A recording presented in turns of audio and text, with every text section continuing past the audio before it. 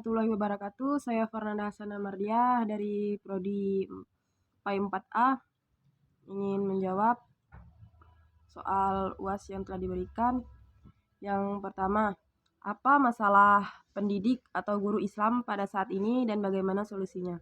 Nah, jadi problematika guru dalam pendidikan agama Islam adalah persoalan-persoalan yang sulit dihadapi dalam proses pembelajaran oleh guru yang bertugas untuk mendidik dan mengajar anak didik.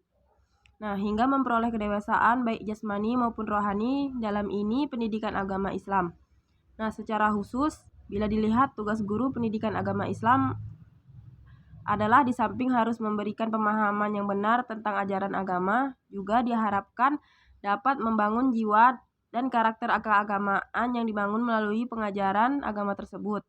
Artinya, tugas pokok guru agama menurut Abudin Natta adalah menanamkan ideologi Islam yang sesungguhnya pada jiwa anak. Nah, diharapkan pendidik bisa lebih familiar atau lebih memberi contoh yang aplikatif sehingga nantinya peserta didik dapat membangun sebuah konsep sesuai dengan apa yang telah dipahami. Dan sebaiknya guru menerapkan metode pembelajaran yang disesuaikan dengan karakteristik siswa dan kemampuan siswa dalam menyerap mata pelajaran yang berbeda-beda, sehingga diperlukan inovasi pembelajaran agar tidak menimbulkan kejenuhan di kelas. Nah, ada yang B, ada apa dengan peserta didik Islam saat ini dan bagaimana solusinya? Masalah yang dihadapi peserta didik adalah minat dan motivasi mengikuti pembelajaran di kelas. Pendidik seringkali tidak menyadari keluhan peserta didik karena tidak ada instrumen refleksi pembelajaran di kelas.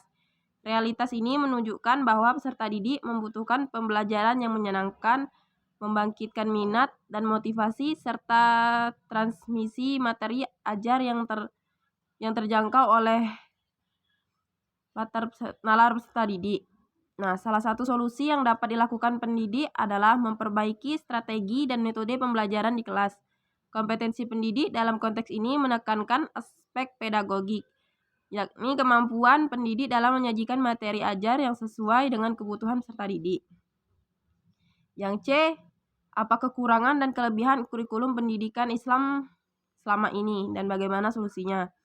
Nah, kurikulum merupakan salah satu komponen yang sangat menentukan dalam suatu sistem pendidikan. Karena itu, kurikulum merupakan alat untuk mencapai tujuan pendidikan dan sekaligus sebagai pedoman dalam pelaksanaan pengajaran pada semua jenis dan tingkat pendidikan. Dalam Islam, konsep kurikulum bermakna manhaj, yaitu jalan terang yang dilalui oleh pendidik dan anak didiknya untuk mengembangkan pengetahuan, keterampilan, dan sikap mereka. Kelemahan kurikulum 2013 adalah guru banyak salah paham karena beranggapan dengan kurikulum 2013 guru tidak perlu menjelaskan materi kepada siswa di kelas. Padahal banyak mata pelajaran yang harus tetap ada penjelasan dari guru. Terus banyak sekali guru-guru yang belum siap secara mental dengan kurikulum 2013 ini. Selanjutnya, kurangnya pemahaman guru dengan konsep pendekatan saintifik. Selanjutnya, kurangnya keterampilan guru merancang RPP. Guru tidak banyak yang menguasai penilaian autentik. Terlalu banyak materi yang dikuasai siswa. Selanjutnya, beban belajar siswa dan termasuk guru terlalu berat sehingga waktu belajar di sekolah terlalu lama. Keunggulan kurikulum 2013 adalah siswa lebih dituntut untuk aktif, kreatif, dan inovatif dalam setiap pemecahan masalah yang mereka hadapi di sekolah. Nah, adanya penilaian dari semua aspek meliputi nilai kesopanan, religi, praktek, sikap, dan lain-lain. C. Munculnya pendidikan karakter dan pendidikan budi pekerti yang telah diintegrasikan ke dalam semua program studi. C. Adanya kompetensi yang sesuai dengan tuntutan fungsi dan pendidikan nasional.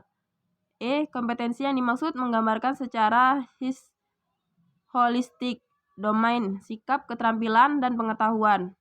F. Kurikulum ini sangat tanggap dengan fenomena dari perubahan sosial. G. Standar penilaian mengarahkan pada penilaian basis kompetensi seperti sikap, keterampilan, dan pengetahuan secara proporsional. H. Mengharuskan adanya remediasi secara berkala. I. Sifat pembelajaran sangat kontekstual.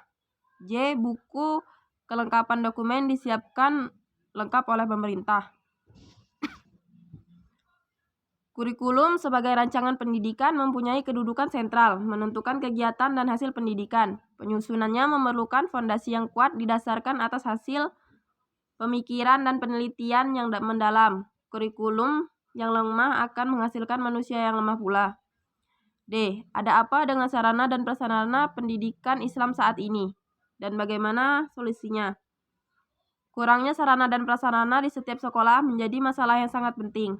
Kurangnya sarana dan prasarana ini membuat pembelajaran di sekolah berjalan kurang optimal dan tidak mencapai tujuan yang diinginkan.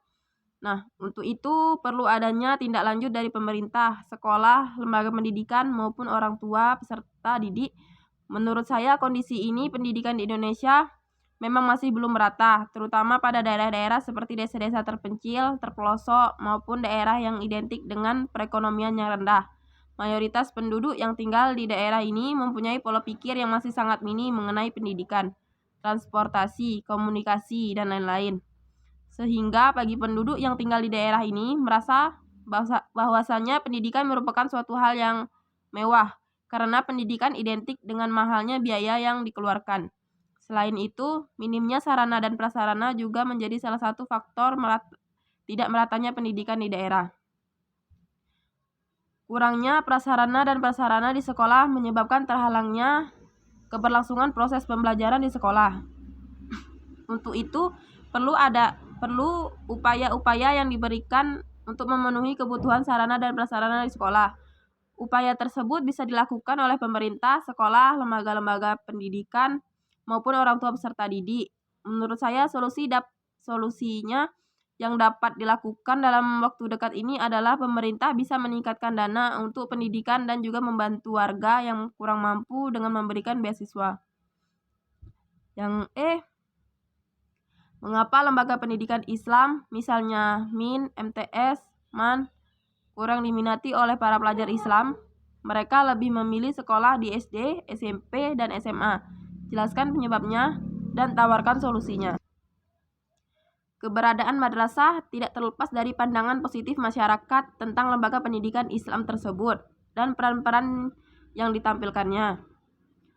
Mengenai pandangan positif masyarakat terhadap madrasah, selama ini yang dijadikan acuan adalah bahwa lembaga pendidikan yang berbasis ajaran agama Islam pada kelanjutannya dipahami sebagai tempat yang paling efektif untuk menciptakan kehidupan Islami beserta didik atau siswa dibanding dengan sekolah-sekolah umum.